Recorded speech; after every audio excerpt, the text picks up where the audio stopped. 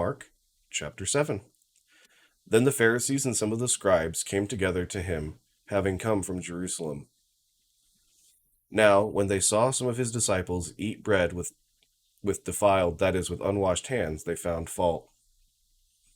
For the Pharisees and all the Jews do not eat unless they wash their hands in a special way, holding the tradition of the elders. When they come from the marketplace, they do not eat unless they wash. And there are many other things which they have received and hold, like the washing of cups, pitchers, copper vessels, and couches.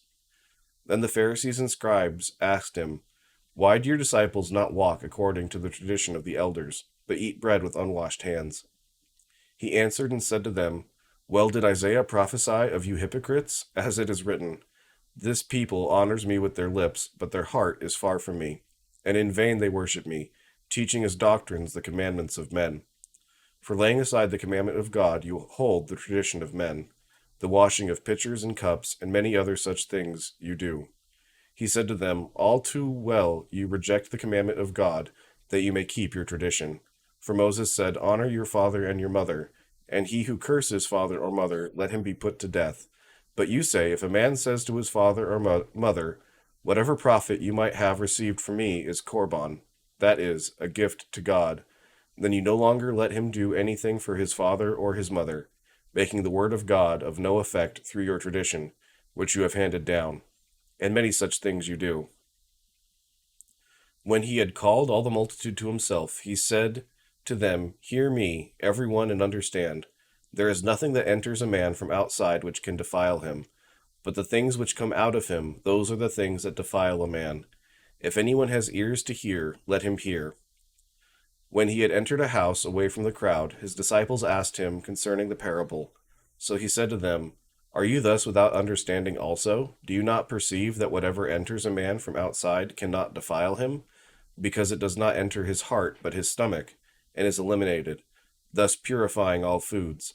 And he said, What comes out of a man, that defiles a man. For from within, out of the heart of men, proceed evil thoughts, adulteries, fornications, murders, thefts, covetousness, wickedness, deceit, lewdness, an evil eye, blasphemy, pride, foolishness. All these evil things come from within and defile a man. From there he arose and went to the region of Tyre and Sidon, and he entered a house and wanted no one to know it. But he could not be hidden, for a woman whose young daughter had an unclean spirit heard about him, and she came and fell at his feet. The woman was a Greek, a Syrophoenician by birth, and she kept asking him to cast the demon out of her daughter. But Jesus said to her, Let the children be filled first, for it is not good to take the children's bread and throw it to the little dogs. And she answered and said to him, Yes, Lord, yet even the little dogs under the table eat from the children's crumbs. Then he said to her, For this saying, go your way, the demon has gone out of your daughter.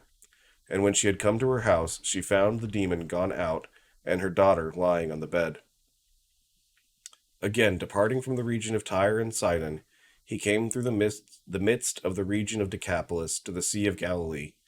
Then they brought to him one who was deaf and had an impediment in his speech, and they begged him to put his hand on him.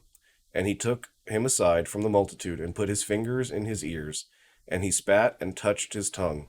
Then, looking up to heaven, he sighed, and said to him, Ephphatha, that is, be opened. Immediately his ears were opened, and the impediment of his tongue was loosed, and he spoke plainly. Then he commanded them that they should tell no one, but the more he commanded them, the more widely they proclaimed it.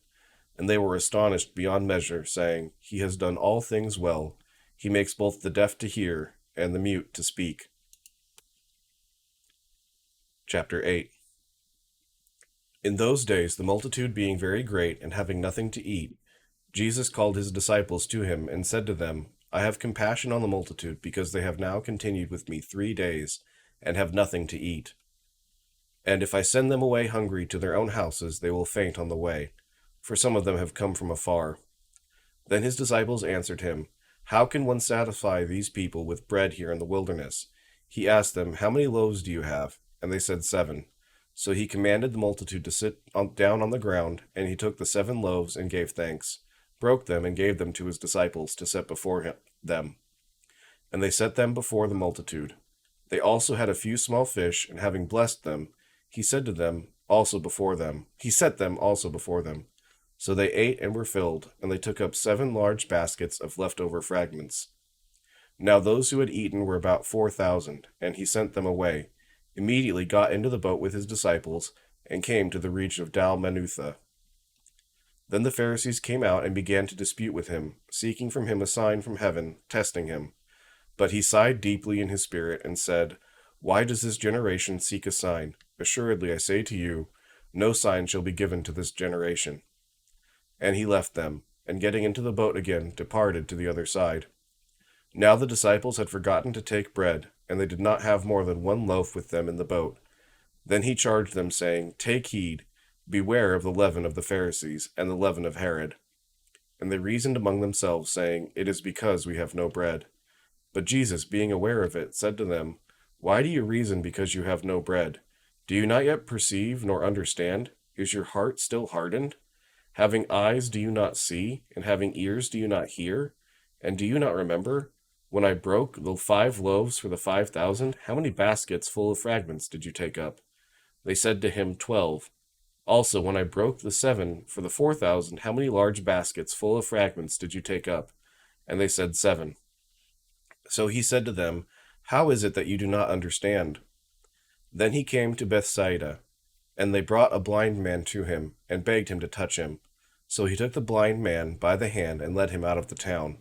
And when he had spit on his eyes, and put his hands on him, he asked him if he saw anything. And he looked up and said, I see men like trees, walking. Then he put his hands on his eyes again, and made him look up, and he was restored, and saw everyone clearly. Then he sent him away to his house, saying, Neither go into the town, nor tell anyone in the town. Now Jesus and his disciples went out to the towns of Caesarea Philippi, and on the road he asked his disciples, saying to them, Who do men say that I am? So they answered, John the Baptist, but some say Elijah, and others one of the prophets. He said to them, But who do you say that I am? Peter answered and said to him, You are the Christ. Then he strictly warned them that they should tell no one about him. And he began to teach them that the Son of Man must suffer many things, and be rejected by the elders and chief priests and scribes, and be killed, and after 3 days rise again. He spoke this word openly. Then Peter took him aside and began to rebuke him. But when he had turned around and looked at his disciples, he rebuked Peter, saying, Get behind me, Satan, for you are not mindful of the things of God, but the things of men.